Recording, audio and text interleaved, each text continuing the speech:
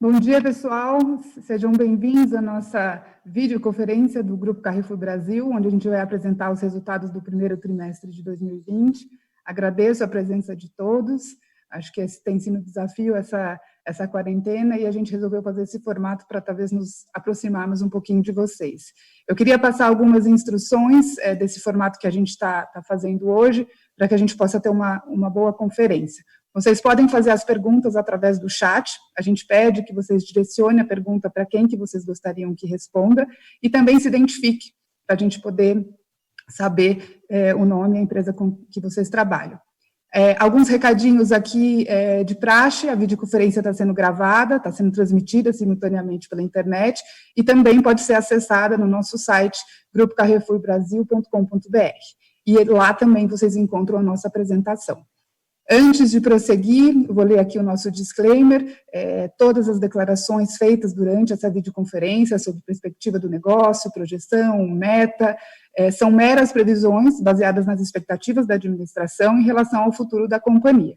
Essas expectativas são altamente dependentes das condições de mercado, do desempenho econômico do país e do setor e dos mercados onde a companhia atua, portanto, estão sujeitos a mudanças. Bom, com isso, agradeço mais uma vez, me disponibilizo toda a equipe de RI a tirar dúvidas que porventura surjam depois dessa teleconferência, dessa videoconferência, né? E agora eu vou passar a palavra para o nosso presidente, Noel Priux, para dar início à nossa videoconferência. Obrigada mais uma vez, Noel, com você agora. Muito obrigado, Natalia. Vamos começar no slide 2. Bom dia a todos, obrigado por estarem conosco no call de resultado do primeiro trimestre de 2020. Está aqui comigo Sebastián Durchon, nosso CFO, que vai apresentar em mais detalhe o destaque do período, o ex do negócio, que vai participar da secção de perguntas e respostas, e a Natalia, nossa diretora de ERI. Esse primeiro trimestre foi bastante peculiar, atípico, com a pandemia do Covid-19. O Grupo Carrefour Brasil apresentou desempenho de vendas muito forte, operando ambiente sem precedente, atestando a fantástica força de nosso modelo omnicanal, multiformato e a extraordinária dedicação de comprometimento de nossos 80.000 funcionários nas lojas, no centro de distribuição e nas operações online. Com a disseminação da pandemia, as equipes e todo o ecossistema do Carrefour Brasil se mobilizaram e se adaptaram em tempo recorde para garantir a segurança dos funcionários e dos clientes, proteger o poder de compra e manter as operações funcionando normalmente com um aumento acentuado da demanda. Quero agradecer aqui a todos os funcionários do grupo e dizer que estou muito orgulhoso deste trabalho e com certeza gera uma conexão duradoura com nossos clientes. Assim que a pandemia atingiu nosso país, nosso comitê de crises rapidamente incorporou a experiência da equipe de Carrefour em outros países que já tinham sido afetados pelo coronavírus, implementando medidas voltadas ao varejo. Nos concentramos em 4 prioridades. A primeira foi o foco na segurança dos funcionários e dos clientes. Pardon? Slide 2. O 2, cada vez é o 2, sem problema. Ok? Uma longa introdução, mas vale a pena. Donc, digo que nos concentramos em 4 prioridades. A primeira foi o foco na segurança dos funcionários, implementando um conjunto de medidas abrangentes e fizemos questão de compartilhar com o restante do mercado. Para proteger nossos funcionários da linha de frente, instalamos painéis de acrílicos nas caixas para minimizar o contato humano, distribuímos máscara e luva, asseguramos o fornecimento contínuo de álcool gel, equipamos as lojas com termômetros para oferir a temperatura dos colaboradores e dos clientes. Nas lojas, o grupo cumpre rígidos protocolos de esterilização de todos os equipamentos, com sinalização para manter distância segura entre os clientes, disponibilização de luvas e álcool gel na entrada das lojas e aumento do número de caixas preferenciais aos idosos, além da divulgação de informações nas lojas e redes sociais. Nossa segunda prioridade foi garantir a continuidade da contribuição de alimentos aos consumidores brasileiros. As equipes de Carrefour se mobilizaram de maneira excepcional para garantir a continuidade da distribuição de alimentos em um contexto complexo e inesperado. Com prioridade essencial, implantamos rapidamente várias ações para manter a cadeia de suprimento funcionando normalmente, com plano detalhado visando garantir o fornecimento às lojas e centros de distribuição, com medidas específicas para os produtos mais sensíveis e proprietários, actuando em conjunto com os fornecedores para aumentar o fluxo direto, racionalizando o sortimento de produto e monitorando atentamente o risco de rupturas. Também recrutamos 5.000 funcionários para fortalecer as equipes das lojas e logísticas. Nossa terceira prioridade foi proteger o poder de compra de nossos clientes. Dentre outras medidas, congelamos os preços de 200 produtos de nossa marca própria por lo menos de 2 meses. Nossas equipes comerciais se mobilizaram imediatamente para evitar ou conter aumento de preço e iniciaram negociações recorrentes com fornecedores, incentivando a evitar aumento do preço e, quando absolutamente necessário, limitar o ajuste ao mínimo possível. A quarta e última prioridade foi de implementar ações solidárias para ajudar pessoas em situação de vulnerabilidade. Nós não podemos ficar alheios à atual realidade das pessoas que estão sem trabalho ou passando fome. O Carrefour está dando 15 milhões de reais em produto de cesta básica, que já está sendo distribuído no estado de São Paulo, Rio de Janeiro, Pernambuco, com apoio de ONGs. Lançamos o projeto Máscaras Solidárias, que apoia mulheres de baixa renda, comprando máscara de tecido caseiro para proteção. Estamos também envolvendo nossos clientes em iniciativas solidárias. Com a campanha Compra Solidária, o cliente também pode contribuir diretamente no caixa das lojas e no site da campanha, e o valor será convertido em vale alimentação para pessoas e famílias em situação de vulnerabilidade. O que estamos vivendo hoje é um teste de estresse na vida real, mas o Carrefour Brasil vem demonstrando a extraordinária resiliência e força de seu modelo em todos os seus formatos e canais, ao empregar todos os seus esforços para contribuir, cumprir o seu papel estratégico no fornecimento de alimentos durante as medidas de lockdown, protegendo o poder de compra dos brasileiros e, ao mesmo tempo, demonstrando solidariedade neste momento tão difícil. O grupo aprofundou ainda mais a sua conexão com todos os seus stakeholders. Neste contexto tão particular, os clientes já reconhecerão nossas várias iniciativas para garantir compras seguras. Isso pode ser atestado pela aceleração das vendas, pelo aumento de nosso Net Promoter Score e pela pesquisa realizada com consultoria Croma, que revelou que o Carrefour foi a única empresa varejeira de alimentos dentro das 10 marcas mais lembradas do Brasil em meio da pandemia de Covid-19. Por nós, isso só comprova que estamos no caminho certo e representa o reconhecimento da extraordinária mobilização de nossas equipes. Quero agradecer a todos os nossos clientes pela confiança depositada em nossa empresa. Agora, passo a palavra ao Sebastião, que vai detalhar os números do primeiro trimestre, que refletem claramente o que eu acabei de comentar. Eu retorno para fazer comentários e também para as conclusões. Sebastião, é para você. Obrigado, Noel, e bom dia a todas e todos. Vamos para o slide número 4 agora.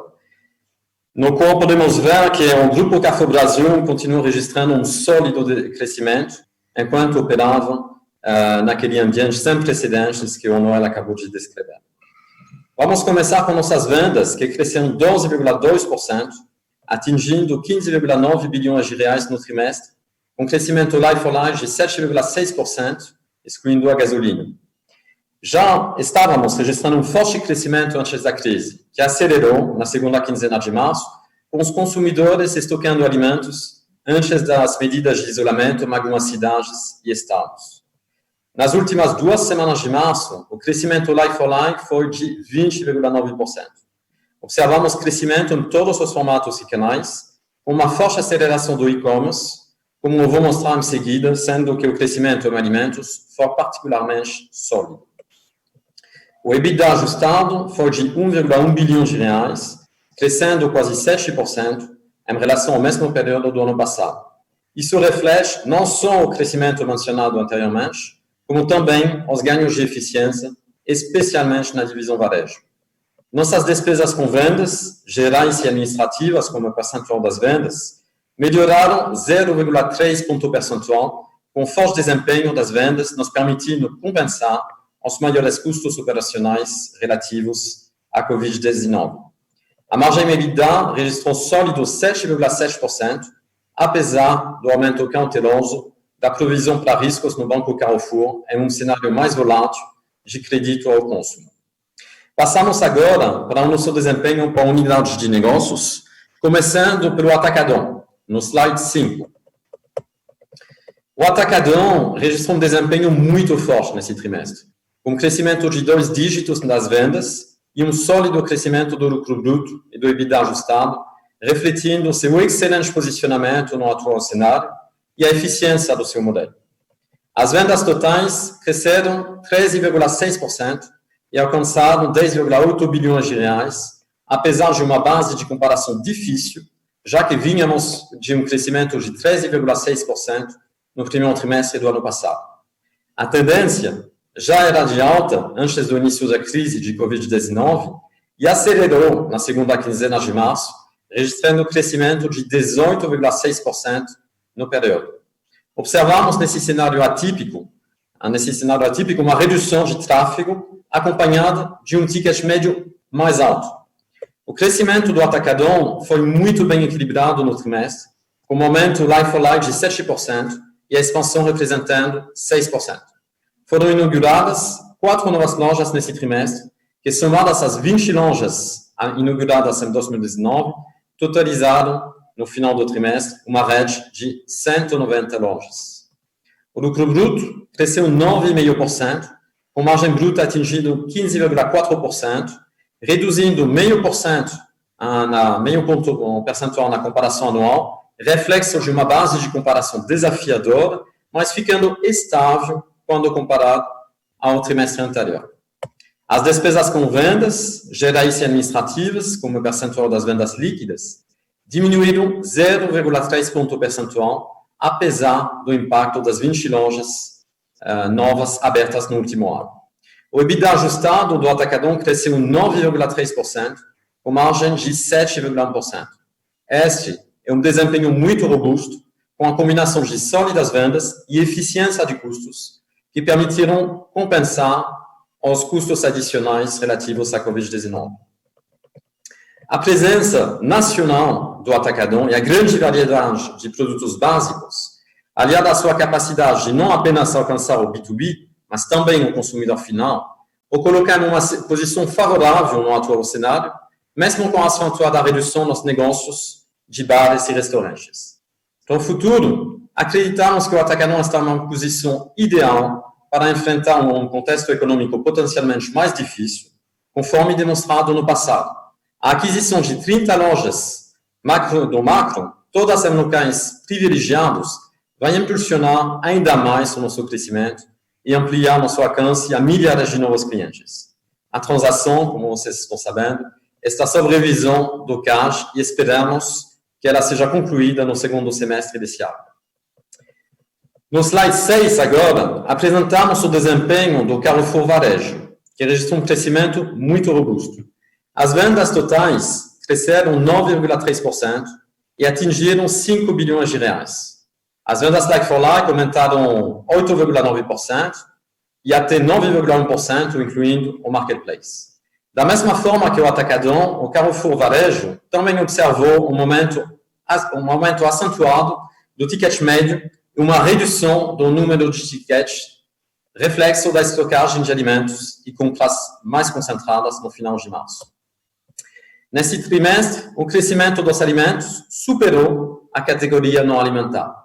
Aumento de 11,2% das vendas totais de alimentos, inclusive online, foi o maior aumento trimestral dos últimos 5 anos, estimulado pelo crescimento da demanda na segunda quinzena de março, que registrou um crescimento like-for-like recorde de 26,3%, sustentado pela nossa decisão estratégica de segurar o aumento de preços e até congelar os preços de 200 itens de nossa marca própria. Vale destacar também o forte crescimento da categoria não alimentar, com like-for-like de 5,4%, apesar de uma base de comparação muito alta. Nosso multiformato registrou um aumento like-for-like de 8,5%, com os volumes subindo 5,6%, o ticket médio 8,5%, mais que compensando a redução do tráfego no final de março, com os consumidores reduzindo suas idas ao supermercado devido à pandemia. Continuamos ganhando participação de mercado no trimestre, nos hipermercados e no varejo multiformato, graças à excelente execução. O lucro bruto cresceu 7,8% e a margem bruta ficou em 23,9%, uma ligeira queda de 0,4 ponto percentual na comparação anual, reflexo de uma menor contribuição da gasolina e aluguéis de galerias, pois adiamos a cobrança dos aluguéis entre março e maio para ajudar os lojistas nesses tempos difíceis. As despesas com vendas, gerais e administrativas, como porcentagem de vendas, apresentaram melhora de 0,3 ponto percentual, caindo para 19,4%. Os ganhos contínuos de produtividade, mais do que compensaram as despesas adicionais engajadas para enfrentar o Covid. O EBITDA ajustado cresceu 4,9% e a margem EBITDA ajustada se manteve resiliente em 4,6% na comparação com os 4,8% de 2019. Quero ressaltar aqui a performance notável do nosso multiformato, cujo EBITDA já tinha crescido 17% no quarto trimestre do ano passado. Nesse primeiro trimestre de 2020, o crescimento acelerou mais uma vez e alcançou 24%. Esse excelente desempenho demonstra a assertividade da estratégia implantada há 2 anos, em particular nos hipermercados. Nossa divisão Carrefour Varejo também se beneficiou do forte crescimento do e-commerce, que vou discutir agora no slide número 7. Em um cenário incerto de consumo e marcado pelas medidas de isolamento, o e-commerce está se tornando o canal de escolha de muitos consumidores, o que vem impulsionando um crescimento substancial do nosso e-commerce, especialmente alimentar. O crescimento do GMV total deveu-se, em grande parte, às fortes vendas do e-commerce alimentar, que praticamente triplicaram. O número de pedidos em nosso segmento alimentar aumentou significativamente, atingindo um recorde de quase 4.300 pedidos em um único dia, em comparação com uma média de 1.700 pedidos nos primeiros 14 dias de março. Também começamos a observar muito mais visitantes recorrentes, o que ajuda não só a reduzir os custos de aquisição de clientes, mas também a alavancar os resultados.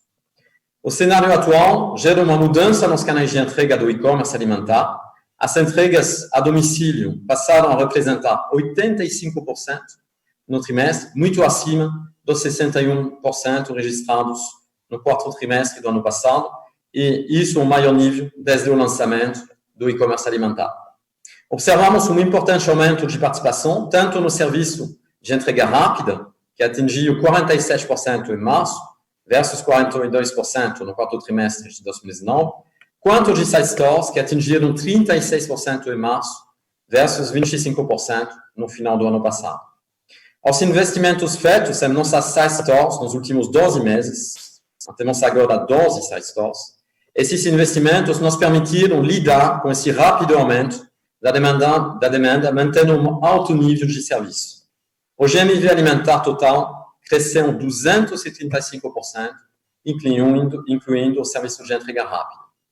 As vendas de não-alimentos continuaram crescendo, registrando 5,7%, e as vendas online representam agora 23% das vendas totais de varejo não alimentar, o marketplace representando cerca de 23% desse GMV total. Mais do que nunca, a combinação de nossas iniciativas omnicanal, tais como o e-commerce, os serviços de entrega rápida e outras iniciativas digitais foram cruciais na manutenção do nosso desempenho no atual cenário. Vamos agora para o Banco Carrefour no slide número 8. No primeiro trimestre, o faturamento total do Banco Carrefour cresceu 26,4%, atingindo 9 bilhões de reais. O faturamento do cartão de crédito Carrefour aumentou de 6,5%, alcançando 6,1 bilhões.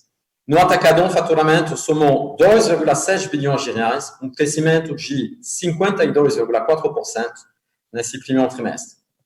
Com 2,1 milhões de cartões de crédito, a taxa de penetração do cartão atacadão, que já vinha aumentando, atingiu 13,6% no final do primeiro trimestre. A carteira de crédito cresceu 34,4%, totalizando 11,9 bilhões de reais, mantendo seu sólido desempenho. A pandemia da Covid-19 e os consequentes impactos econômicos levaram a uma decisão antecipada de frear a expansão do crédito a partir da segunda quinzena de março, visando proteger a alta qualidade da nossa carteira.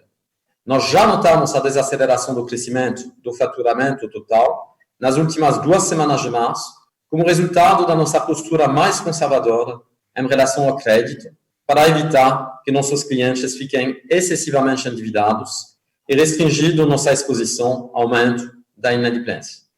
Estamos buscando antecipar quaisquer possíveis problemas e, com isso, revisamos nossos OPR, objetivos e principais resultados, redirecionando nossos clientes para nossos canais digitais, substituindo o contato dentro das lojas, intensificando a educação financeira e também reduzindo as taxas para ajudar nossos clientes nesse momento tão difícil. Em bases comparáveis, no critério Bacen, os empréstimos vencidos há mais de 90 dias alcançaram 10,6% da carteira digital no primeiro trimestre, um pouco acima dos 9,5% do ano anterior, enquanto os empréstimos vencidos há mais de 30 dias fincaram em 13,9%, valor superior aos 13,1% registrado no primeiro trimestre de 2019. Também em bases comparáveis, a provisão para risco de crédito totalizou 1,25 bilhões de reais no critério Bacen, 34% superior ao do primeiro trimestre de 2019. O índice de cobertura dos empréstimos vencidos há mais de 90 dias representa 116%. Mantivemos nossa postura conservadora em relação ao crédito e uma estratégia de provisionamento adequada e cautelosa nesse cenário atualmente altamente volátil. A receita operacional líquida do banco cresceu 26,8% para 252 milhões de reais e o EBITDA ajustado aumentou 2,9%, apesar do aumento de 133 milhões de reais na carga de risco. Isso reflete nosso sólido faturamento associado a um índice de eficiência de 33,8% no primeiro trimestre, compensando o aumento da provisão relacionada ao impacto da Covid-19. Nossos sólidos indicadores financeiros e o fato de que nossos clientes utilizam principalmente o cartão de crédito na compra de alimentos nos oferecem um perfil muito mais defensivo, fazendo com que estejamos bem posicionados para continuarmos implementando nossa estratégia de longo prazo no Banco Carrefour, sustentando o crescimento futuro. No slide 9, nós concluímos a sessão financeira com informações sobre o nosso balanço. Apesar do aumento impulsionado por IFRS 16, que gera uma dívida adicional de aluguéis, o nosso índice de dívida líquida sobre EBITDA segue em níveis baixos, seja 0,88 vezes, excluindo os recebíveis descontados, ou 1,4 se incluirmos aqueles recebíveis. O balanço patrimonial e a estrutura financeira do Grupo Carrefour Brasil são muito sólidos. Visando melhorar ainda mais nossa liquidez num ambiente bastante volátil e incerto, negociamos recentemente uma nova linha de crédito de 2 a 3 anos no valor de R$1,5 bilhão a um custo all-in muito competitivo de cerca de um CDI mais 1,55%. Também quero lembrar que os empréstimos do Grupo Carrefour Brasil não estão sujeitos a covenants financeiros. Por fim, no dia 16 de abril, a Standard & Poor's, ou seja, depois do início da crise, a Standard & Poor's reiterou nosso rating de crédito AAA, perspectiva estável, tanto para o atacadão quanto para o Banco Carrefour. Esse balanço muito robusto, e em particular a nossa posição de caixa muito forte, serão sem dúvida ativos chaves nos próximos meses. Com isso, volto a palavra para o Noel para suas considerações finais. Obrigado, Sebastião. Estamos no slide 12. Como vocês podem ver, apesar do cenário bastante desafiador, registramos desempenho muito forte no primeiro trimestre e acreditamos que esse desempenho evidencia várias medidas adotadas nos últimos anos visando construir sólido ecossistema para o Carrefour Brasil e multiplicar os pontos de contactos com os clientes. Também acreditamos que o ecossistema nos ajudará nos próximos meses, pois é totalmente alinhado às necessidades dos consumidores. Seguimos com a expansão, com a abertura de 4 novas lojas de atacadão e uma loja market. Acreditamos que tanto Cash & Carry como as lojas de conveniência atendem duas das principais necessidades atuais, a relação custo-benefício, já que o poder de compra está pressionando com a deceleração econômica e a proximidade devido à restrição e preocupação com a saúde. Prosseguimos com o desenvolvimento do enfoque comercial como uma oferta online expandida e serviços complementares com 50 unidades de retiro e carro e 110 pontos clic e retiro em operação. O crescimento de 235% de GMV alimentar atesta a mudança de padrão de compra de alimentos online e estamos acelerando nossa ambição de sermos varejista online de alimentos número 1 do Brasil. Com o brasileiro sendo obrigado a permanecer na sua casa, percebemos aumento de demanda por produtos de qualidade. Estamos mantendo a oferta de alimentos saudáveis e desenvolvendo ainda mais nosso produto de marca própria. Dispomos de 30, agora temos 99 áreas de alimentos saudáveis no nosso supermercado e aproximadamente 3.000 SKU de alimentos orgânicos. Nossa marca própria já oferece mais de 2.500 SKUs, representando 13,3% das vendas líquidas de alimentos no primeiro trimestre. Tudo isso resulta de uma combinação de relação custo-benefício com excelência qualidade e para apoiar ainda mais nossos clientes, congelamos os preços desde 200 produtos. Continuamos oferecendo serviços financeiros que está crescendo, substancialmente e, ao mesmo tempo, mantendo uma maior cautela no atual cenário, para evitar que os consumidores entrem em uma espiral de endividamento. Além disso, nosso sólido balanço patrimonial e estrutura financeira nos oferecem o meio para continuarmos crescendo, ao mesmo tempo prestando muita atenção nos custos. No atual cenário, estamos nos concentrando em executar nossa missão essencial enquanto mantemos nossos planos de significativa expansão e maiores investimentos digitais. Também estamos aguardando a aprovação do CADE para a aquisição de 30 lojas de Macro. O ecossistema omnicanal do Carrefour Brasil, que estamos desenvolvendo nos últimos 2 anos, nos coloca uma posição favorável para enfrentarmos o tempo desafiador que estão por vir e continuar garantindo que os consumidores brasileiros tenham acesso a alimentos de qualidade a preços acessíveis. O Carrefour está totalmente mobilizado para atender as necessidades dos consumidores brasileiros e a proteger o seu poder de compra em cenário tão volátil. Muito obrigado por sua atenção e agora podemos passar à sessão de perguntas e respostas juntamente com Sebastián, Roberto Musnik, Luis Moreno, Carlos Mawad, Marco, Ian e Stefan. Podemos começar. Obrigada, Noel. Bom, vamos dar início aqui às nossas perguntas.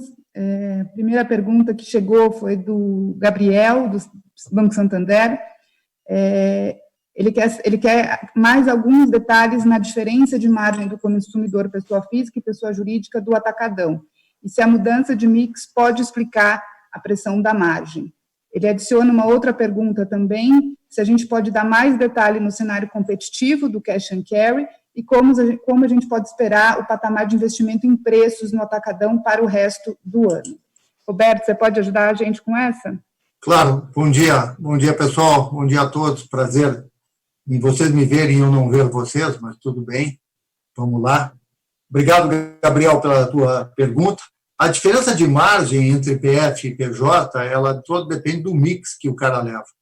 Como nós temos as pessoas físicas desde a segunda quinzena de março, pelo evento da pandemia, esse pessoal fez muito mais compras de abastecimento, propriamente dito, comprando como quase uma pessoa jurídica, né? Então, depende do mix. Nós temos um mix amplo, aí 10 mil itens, e dependendo desse mix ele vai. Já na pessoa jurídica, ele leva para uma compra de abastecimento do seu negócio, né? Tu comentas também sobre ressaca de vendas. Nós estamos em maio, se houvesse uma ressaca de vendas, ela teria que ter vindo no final de março. Ela não veio, o cenário continua sendo um cenário positivo, nós continuamos tendo uma empresa com uma vantagem competitiva, um diferencial extremamente forte, principalmente nas crises, isso aí eu tenho comentado muito com vocês, e nós temos uma solução que é uma espécie de 1001 utilidades para todo mundo, solução em preço, everyday low price, e aí vem as questões outras que nós vamos ter nas outras perguntas, que talvez eu possa complementar melhor. Perdão, Natália, comentou também da queda de venda nas compras, na queda de venda dos transformadores, né? Mas eu acho que nós temos uma outra pergunta que deu a minha chance de explicar melhor. Ok, Roberto. Bom, a próxima pergunta é do Alberto, da Infinity. Ele quer saber se a gente já cogitou vender o banco ou fazer uma JV no qual ficariam minoritários, focando assim no core do varejo e reduzindo o risco do negócio e consumo de fluxo de caixa livre. Mawad, você consegue ajudar a gente nessa? Eu consigo ajudar, mas depois eu gostaria que o Sebastián, como CFO do grupo, também complementasse. A gente nunca teve essa discussão. O banco é um grande cash cow e um grande ativo para o Grupo Carrefour Brasil e se diferencia muito dos concorrentes pelo fato de controlar a sua própria instituição financeira, tendo isso como alavanca de negócio das estruturas mercantis, tanto Carrefour como Atacadão. Mas, de uma maneira ou de outra, como eu sou o responsável pelo banco, a minha opinião está comprometida aqui. Então, eu gostaria de passar a palavra aqui para o Sebastião para ele complementar. Com certeza, Carlos. Mas vou reforçar o que você acabou de falar. Né? Para nós, o banco é um ativo-chave dentro do grupo. Não enxergamos o banco como se fosse um negócio apartado, totalmente separado. Tem inúmeras relações entre o banco e o Carrefour, o varejo, e o atacarejo. Então, para nós precisamos desse banco para impulsionar o negócio e vice-versa. Por isso que, por exemplo, no ano passado, lançamos várias iniciativas no Carrefour, lançamos o Uso Zero. Então, uma iniciativa do banco que tem reflexos também no varejo. No outro sentido, cada vez que a gente tiver nas lojas uma tendência de não alimentar muito forte, isso ajuda o banco, porque nós sabemos que na hora de pegar o cartão, o cliente ele pensa muito no não alimentar e no parcelamento que ele consegue através do cartão. Então, para nós, não enxergamos esse banco de fora do grupo, faz parte, é um ecossistema, é muito importante. Eu quero acrescentar aqui que temos há quase 10 anos agora uma parceria de muito sucesso com o Itaú e do ponto de vista do risco de negócio que você mencionou, para nós não enxergamos isso como um risco. Temos toda a expertise dentro do banco para lidar com a complexidade desse negócio bancário. E se a gente olhar 2 minutos para trás, na crise anterior, em 2014, 15, 16, você pode olhar o comportamento do nosso banco, o resultado caiu muito pouco. Então, a gente sabe perfeitamente como administrar esse negócio num ambiente de crise. Por isso que o Mauad, com o time dele, tomaram várias medidas, várias decisões, no início de março já, para controlar o aumento da inadimplência, e tudo isso nos deixa muito confortável para o futuro. Bom, seguindo aqui, a gente tem uma pergunta do Guilherme Assis, do Banco Safra. Ele pergunta para o Roberto: você espera uma ressaca nas vendas do Atacadão depois das compras de abastecimento e com queda de venda dos transformadores? Acho que eu já respondi isso, Natália, que se houvesse ressaca, teria que ter vindo em março. Tá? E nós não estamos vendo isso em abril e nem muito menos em maio. Ok, vamos seguir aqui. Tobias, do Citibank, gostaria de saber as tendências de venda em abril nos 2 segmentos. No Atacadão, especificamente, gostaria de saber como está indo a questão dos clientes de food service, atacado e pessoa física. Além disso, o que esperam para o resto do ano? A gente não dá guide para frente, mas, de qualquer jeito, como tem uma pergunta do Tiago Macruz, também tem a ver com essa relação, eu respondo já dizendo o seguinte: num primeiro momento, o restaurante fechando e o transformador fechando, o transformador profissional fechando, isso representou um impacto em 25% dos nossos clientes, pessoas jurídicas. Isso aí foi plenamente compensado pela vinda e descoberta da pessoa física fazendo essa compra de abastecimento em nossas lojas. Embora o fluxo dentro da loja teve uma diminuição, nós tivemos um aumento significativo, muito importante, do ticket médio dessa compra. Então, foi plenamente compensado. Os ajustes dos estoques nós fizemos também.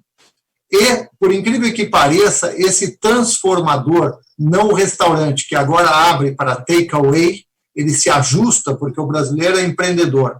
Então, ele busca já ocupar uma fatia do mercado do transformador doméstico, aquela boleira, aquela criatura que faz bolo, faz salgadinho e etc. Os restaurantes tentam ocupar esse espaço. Então, isso já voltou um pouco. Já na pessoa física, nós encontramos um cliente do Moms and Paps, do pequeno armazém, da pequena padaria, supermercado, que é o nosso cliente também costumeiro, aumentando de demanda significativamente, até pela busca da vizinhança, né, com a ausência da movimentação dos clientes nesse momento de pandemia. Então, uma coisa compensa a outra.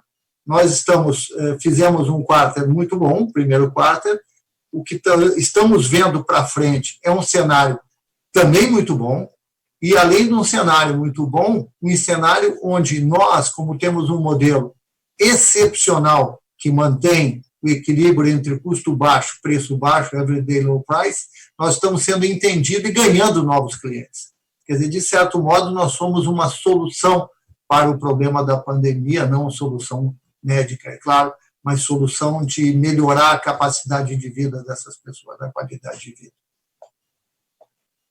Obrigada, Roberto. O Tobias, para fechar, ele queria fazer uma pergunta para o Sebastião sobre o que o banco está fazendo para mitigar a inadimplência. Posso responder, Sebastião?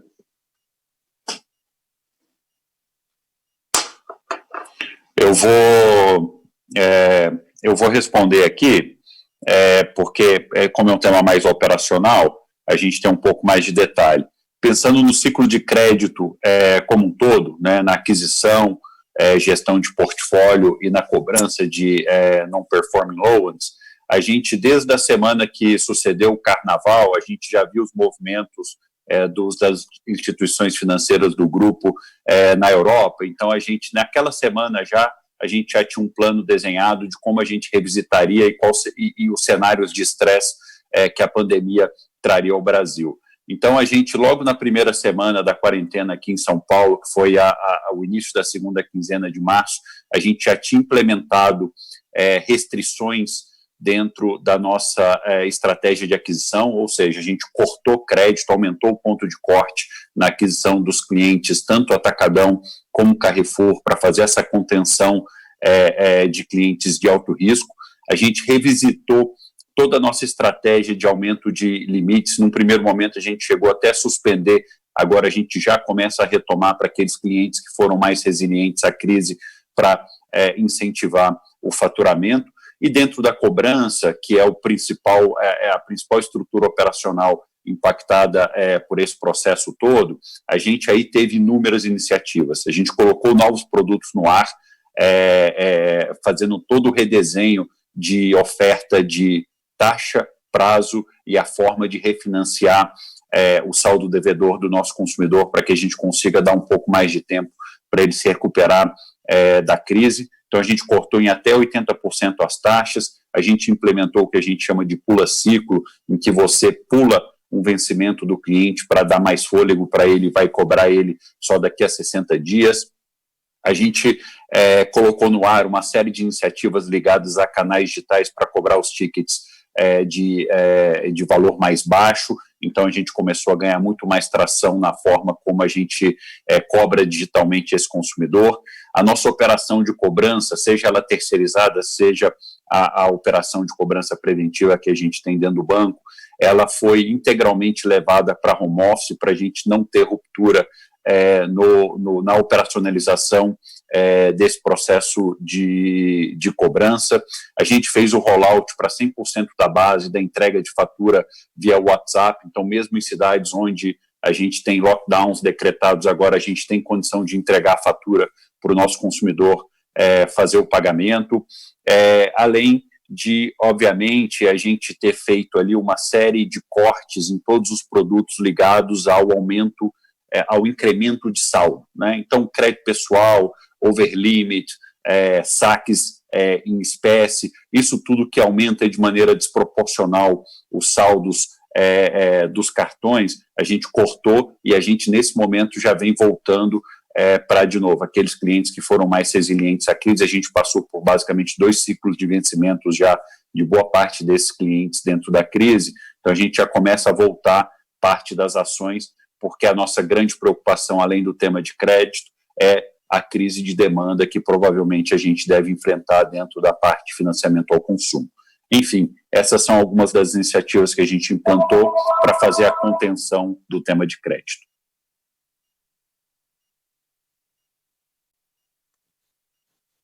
Obrigada, Mauad. Vamos seguir aqui.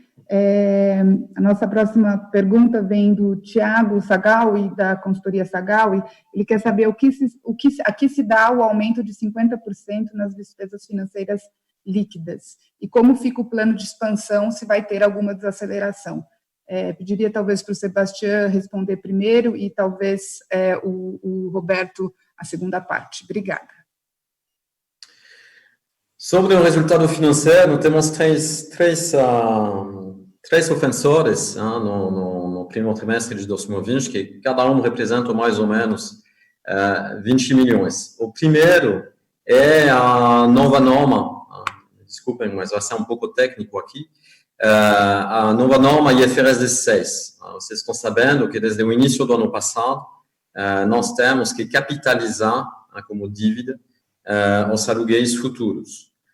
Então, nós passamos, como todo o mercado, a implementar essa norma no 1º de janeiro de 2019. Então, já tinha, como reflexo dessa dívida nova, juros no resultado do primeiro trimestre do ano passado. Em dezembro do ano passado, dezembro de 2019, o órgão de interpretação do IASB, o IFRIC, emitiu uma interpretação da norma cujo impacto foi um alongamento do prazo de capitalização da dívida. Então, consequentemente, a nossa dívida IFRS 16 ela quase dobrou no final do ano passado. Então, e mais uma consequência é que no primeiro trimestre desse ano, por termos uma dívida IFRS 16 maior, nós temos um juro maior na aplicação da norma IFRS 16.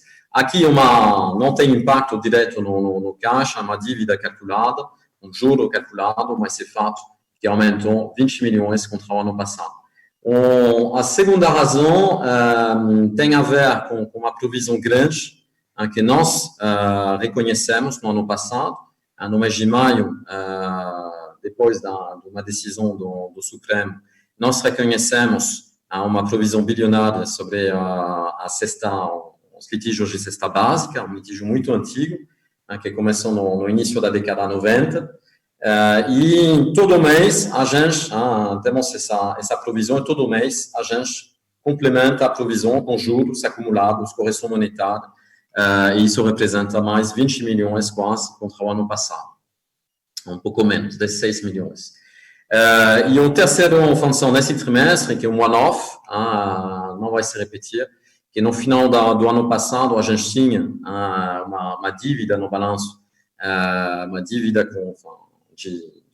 de serviços, prestações de serviços, em euros e com a variação brutal do câmbio, isso deu uma perda de 19 milhões no primeiro trimestre do ano.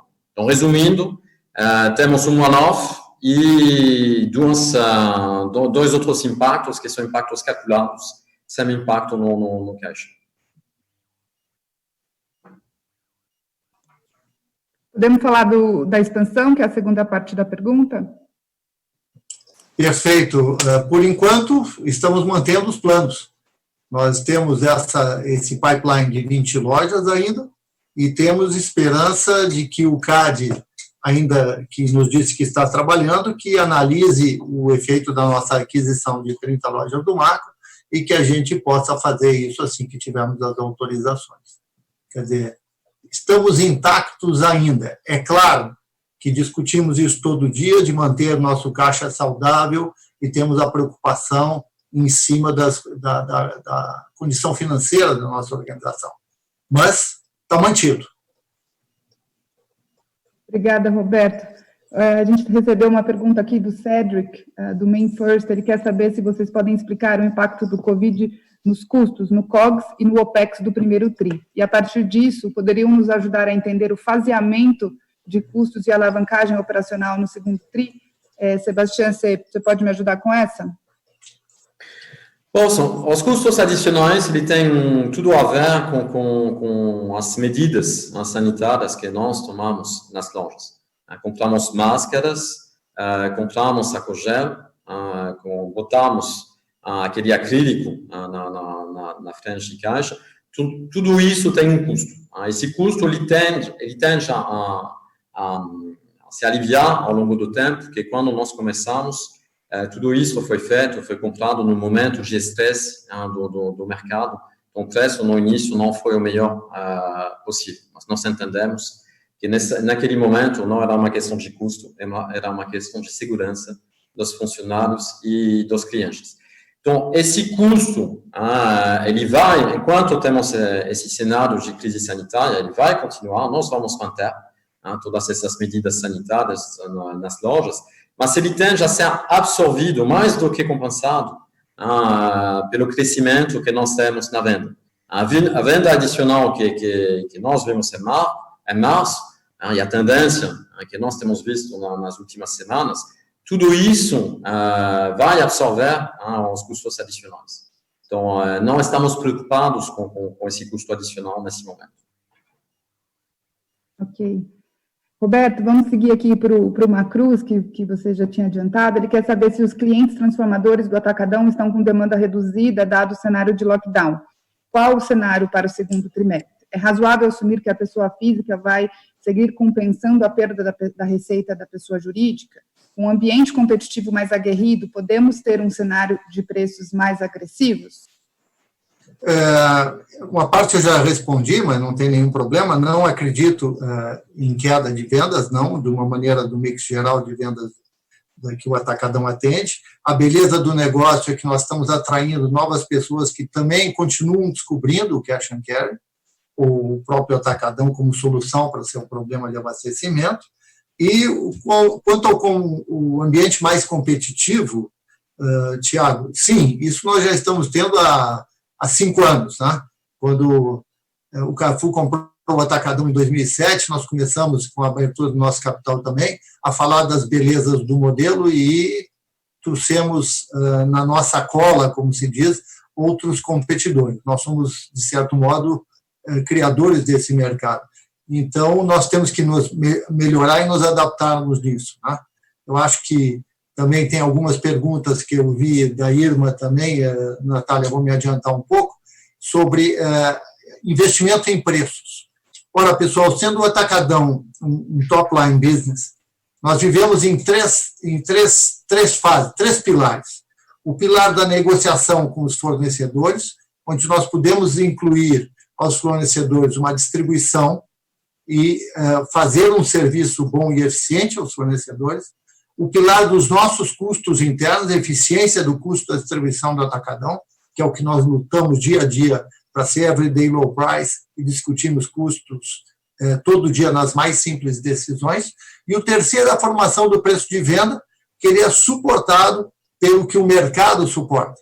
E, é claro, o mercado suporta o preço que estão todos oferecendo ao mercado. E o Atacadão move o mercado e não é movido por ele. Nós fazemos esse preço pelo tamanho que nós chegamos a adquirir e pela simplicidade do modelo que nós temos hoje.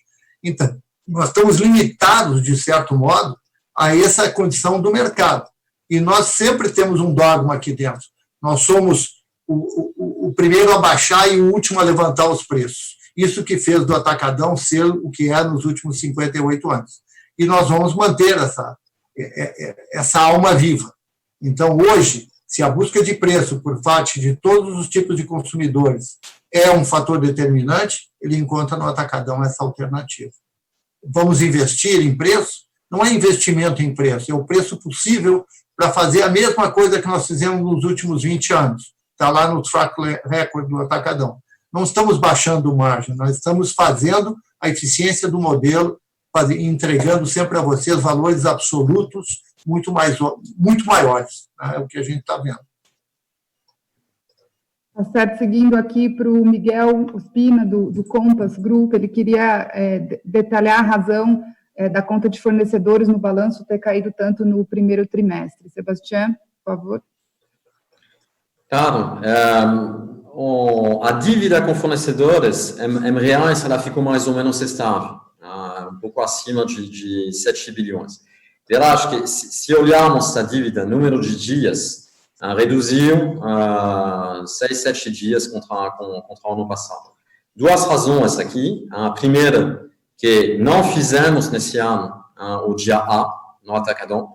O dia A acontece normalmente em abril, então, com a compra do dia A, no final de março, temos um momento na dívida com fornecedores.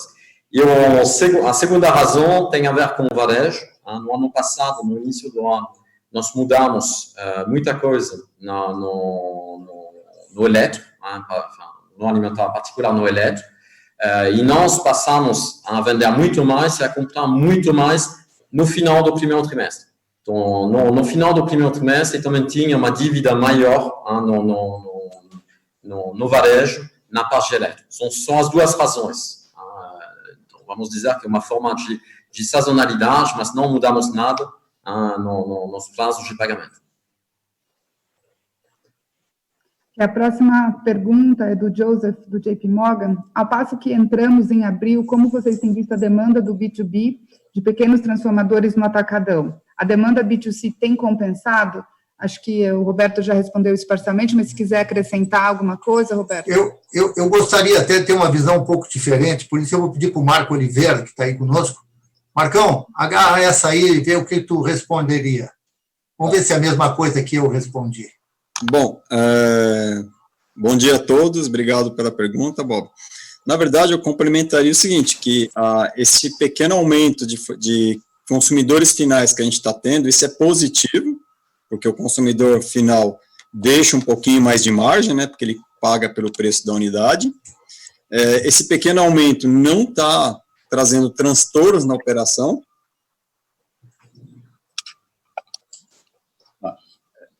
E a operação ela é ajustada, ela já foi ajustada há alguns anos para ter um pouquinho mais de consumidor final, né? Nós temos de 50% para 60% da nossa venda para consumidores finais, e eu complementaria também que tudo bem que a gente perde o transformador, perde o restaurante, os bares, mas por outro lado, o nosso negócio, principalmente a nossa operação de atacado, ela é muito forte com os mames e paps, aqueles mercadinhos de 1, 2, 3 checkouts, que são bastante importantes para nós. Para esses mames e paps, a gente está aumentando a venda, porque com a procura do consumidor final pelo pequeno varejo local, esse pequeno varejo local são nossos clientes, então também uma boa compensação da nossa venda vem desse segmento. Eu complementaria com isso, Roberto. Obrigado, Marcão. Estamos dentro, estamos falando a mesma coisa por enquanto ainda. Marcos, se você puder já emendar aí, que o Joe continuou na pergunta dele, ele quer saber do plano de expansão da companhia para 2020 no contexto de coronavírus. Então, aproveita e complementa aí o discurso do Roberto nessa pergunta.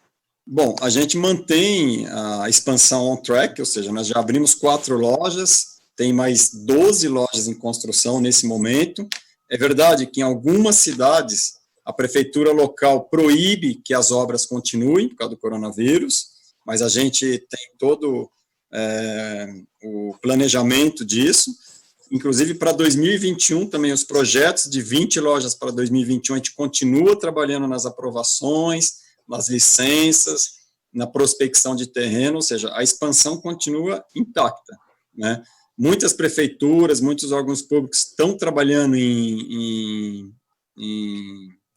home office, mas a coisa continua acontecendo. Neste momento, eu posso dizer que a expansão não sofreu alteração.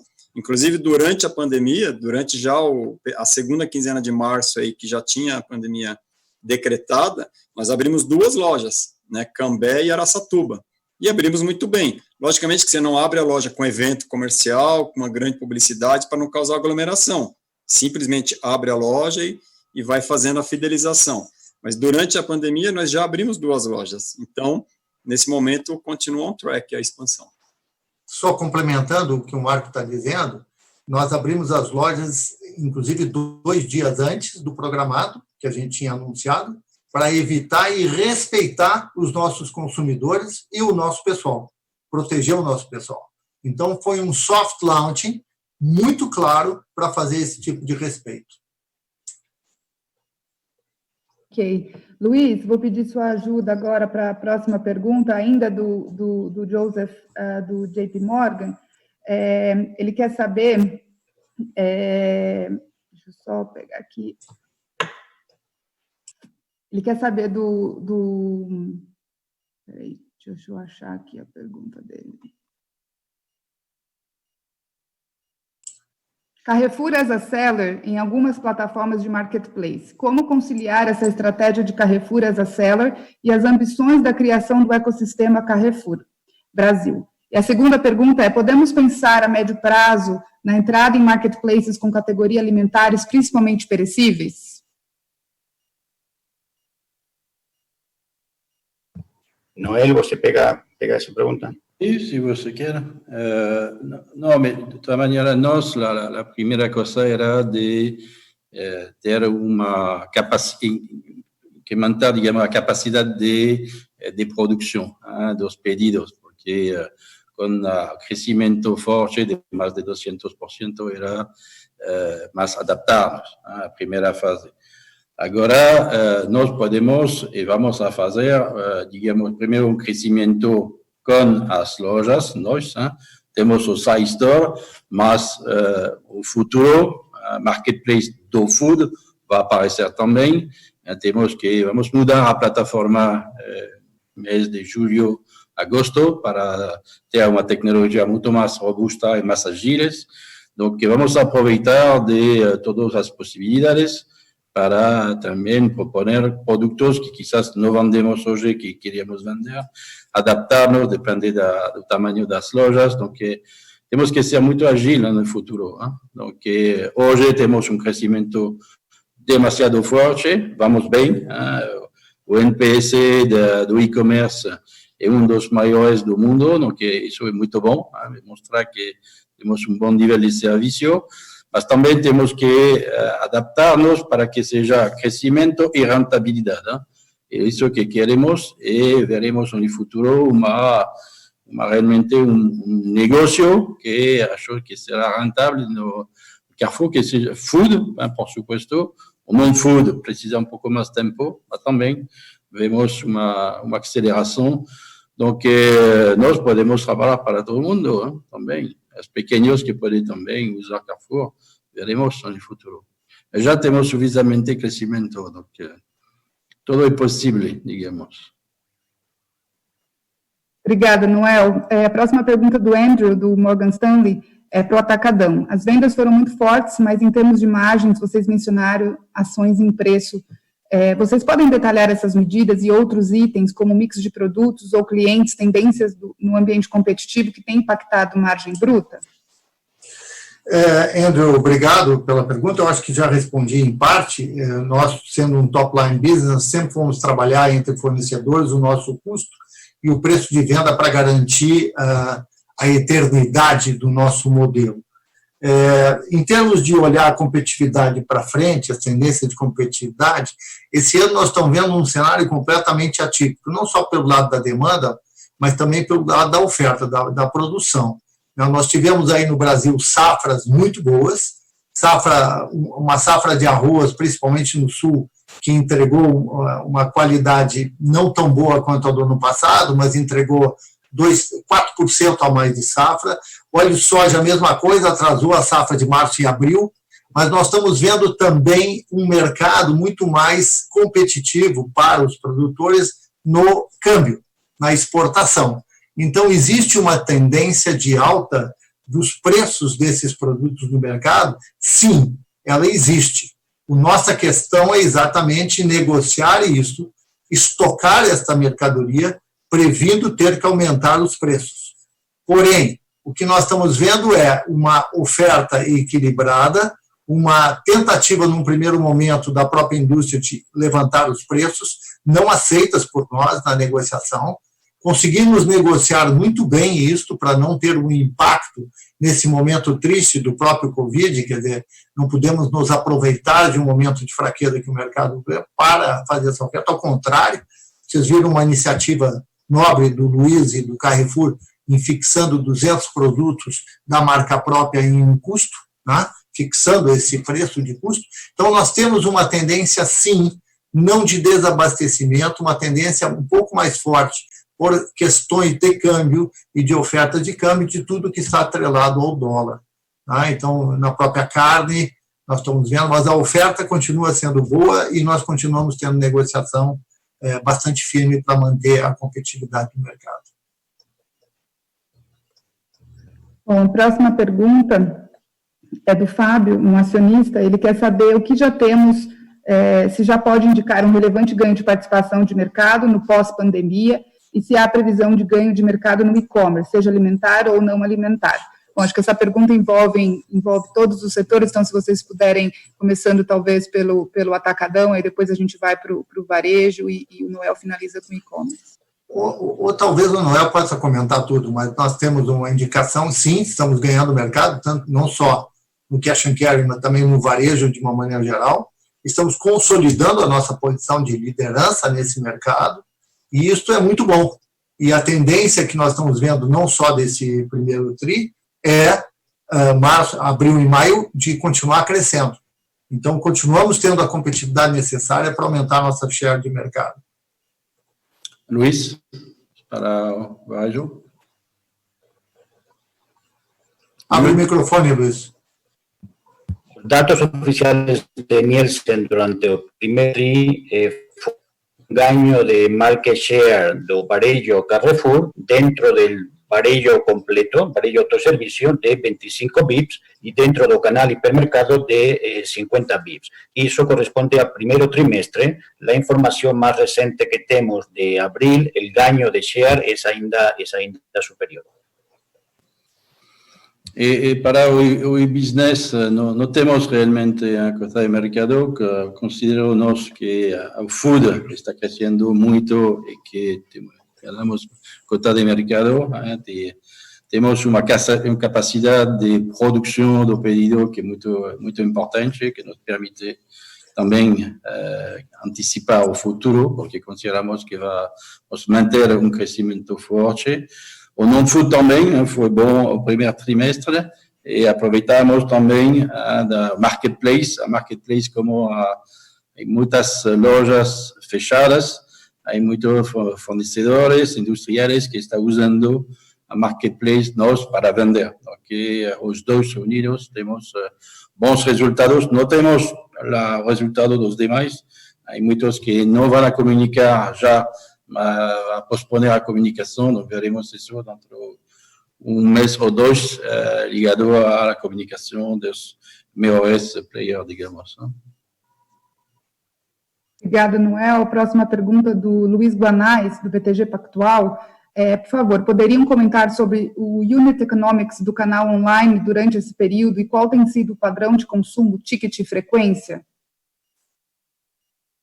Não, igual, digamos, temos a mesma tendência, que mais pedido mais importante, uma cesta mais importante e também número de consumidores usando, digamos, o e-business.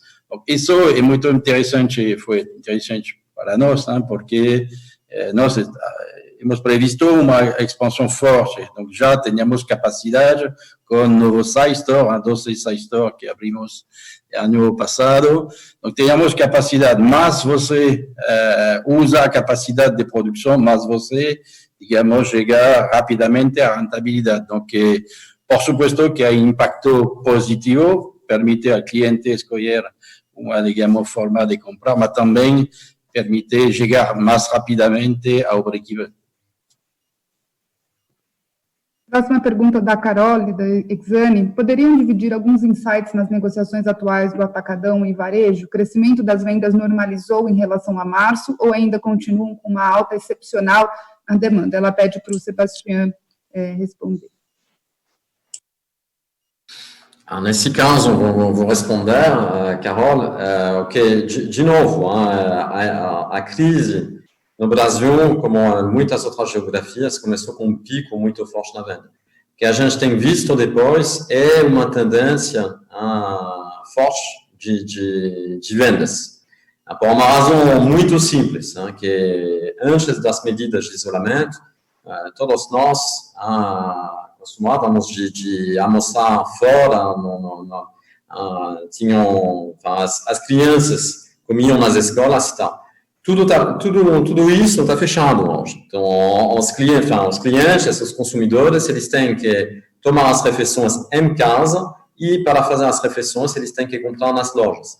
Então, nesse momento de isolamento, tem um fluxo maior de compra nas lojas físicas. É isso que nós temos visto, tanto no Atacadão quanto no Carrefour. Uma tendência de venda maior do que de costume. Ok, uma pergunta do Richard, do Bradesco, sobre as provisões do banco. O aumento das provisões deve evoluir como ao longo dos próximos trimestres? Vai ficar parecido com o aumento de provisões do primeiro TRI de 311 milhões ou vai ser maior?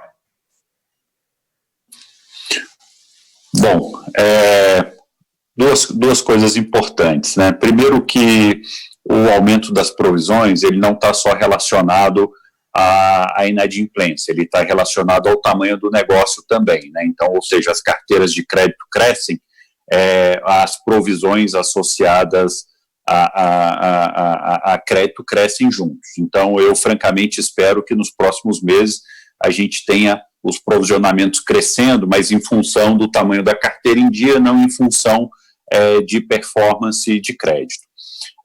Os números que a gente divulga, o resultado do banco, ele está calcado na metodologia IFRS 9, que tem um vetor de provisionamento associado às variáveis macroeconômicas. Então, ele antecipa muito dos movimentos que a gente vê sob a perspectiva da própria atividade econômica, de desemprego, de comprometimento de renda.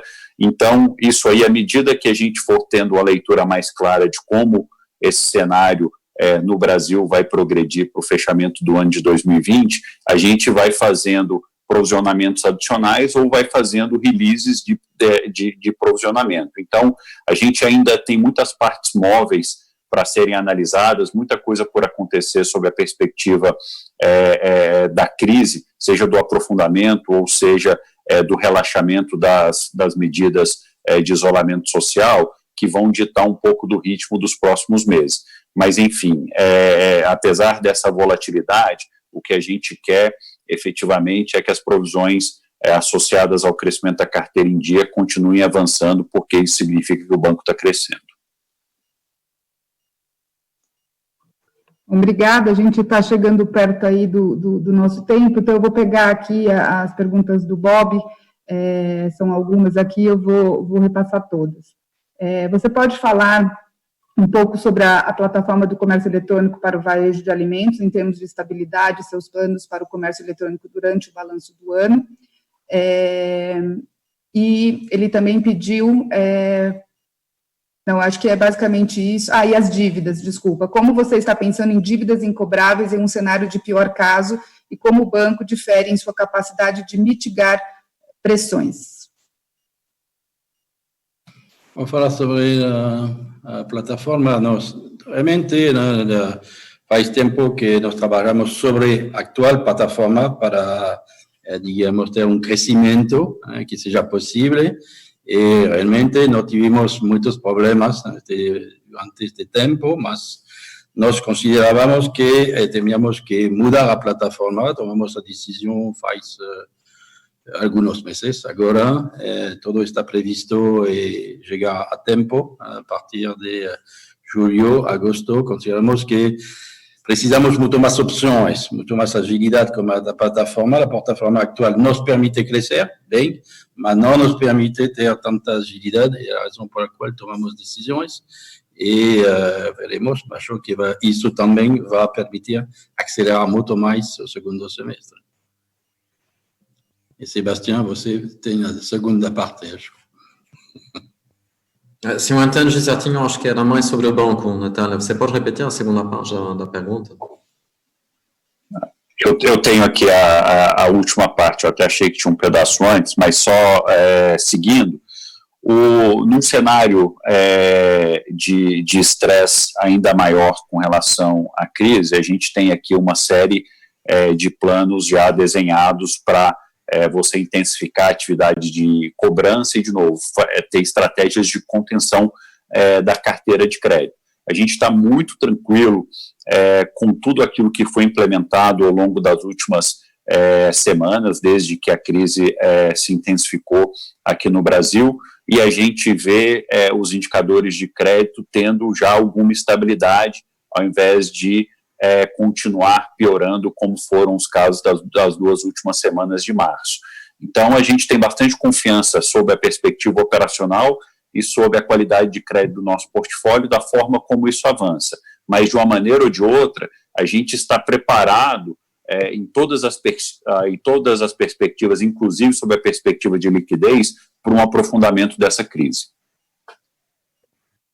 Obrigada, Mauad. Gente, antes da gente finalizar, tem duas perguntas aqui que o pessoal quer muito que vocês respondam. Uma é do Banco Safra, pergunta para o Noel como está a performance dos formatos de conveniência para o segundo trimestre. Eles estão mais expostos à queda de tráfego nas áreas afetadas por lockdown e mudança de home office.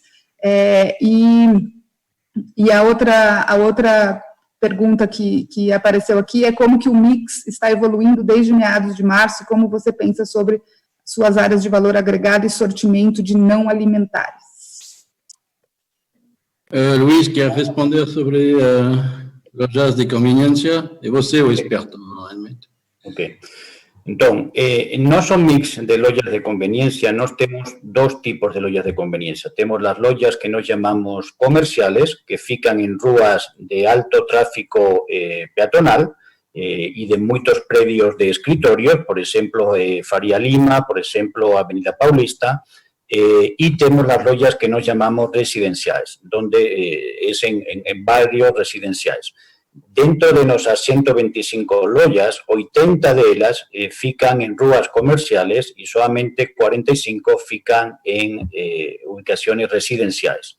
Entonces, con el lockdown, las lojas comerciales, que hasta ahora eran nuestras lojas de mayor desempeño y que venían creciendo antes de COVID por volta acima de 20-25%, fueron las lojas más impactadas. Entonces, como no son mix de conveniencia, son 2 tercios de lojas de ruas comerciales y 1 tercio de lojas residenciales, ese 2 tercios es el que está siendo más impactado por en cuanto ainda sellan las lojas que anteriormente tenían un mayor desempeño. Y a segunda parte da pregunta, Natalia, más ben gostaría responder o asunto do modelo promocional, yo é interesante tamén para eles entender. Nos anticipamos de algún jeito lo que iba a acontecer con a COVID, porque nós ya tiñamos informaciones do que tiña acontecido na Europa, especialmente na Italia, especialmente Francia e España.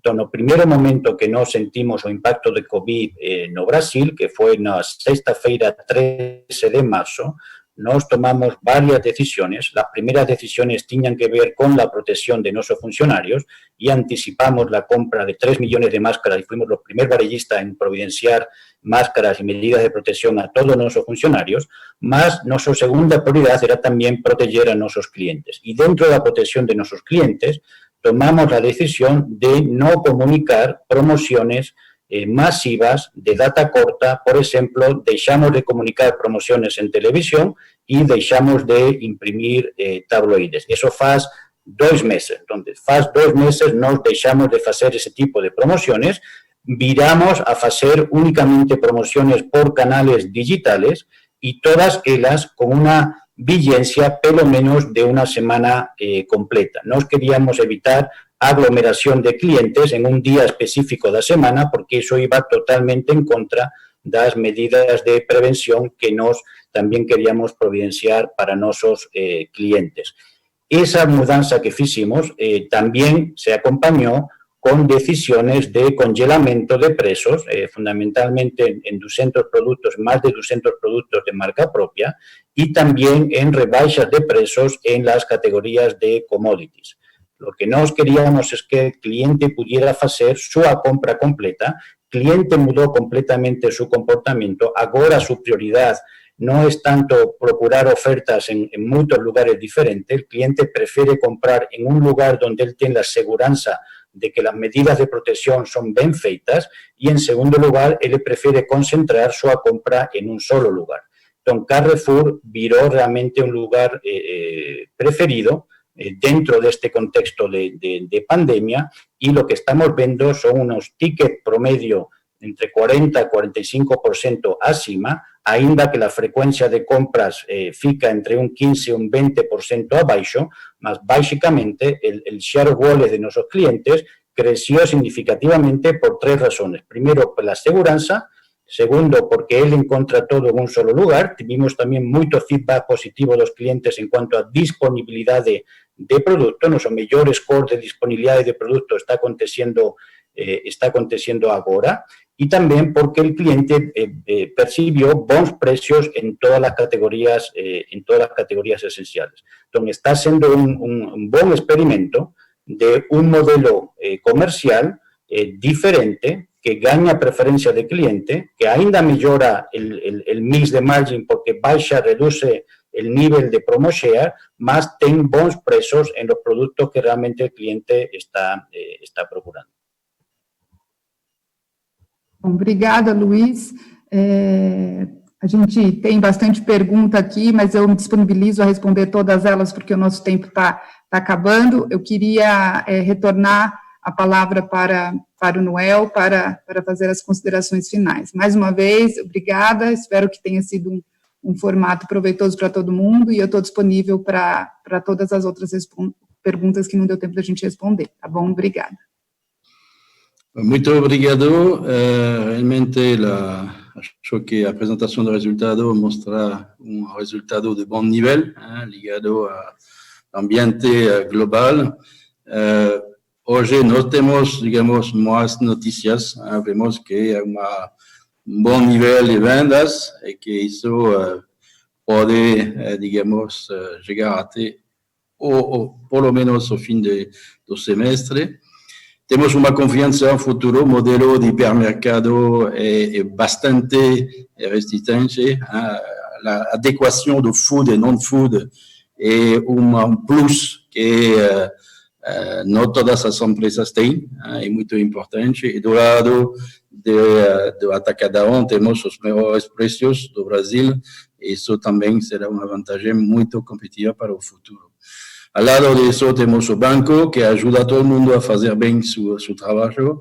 Isso, digamos, dá um ecossistema que funciona bem. Então, nós veremos o mês de julho, por o resultado do segundo trimestre. Espero que este momento de desconfinamento será feito e que teremos boas notícias para contar. Bom dia e até breve. Tchau. Obrigado, bom dia, até breve. Tchau, gente, obrigada.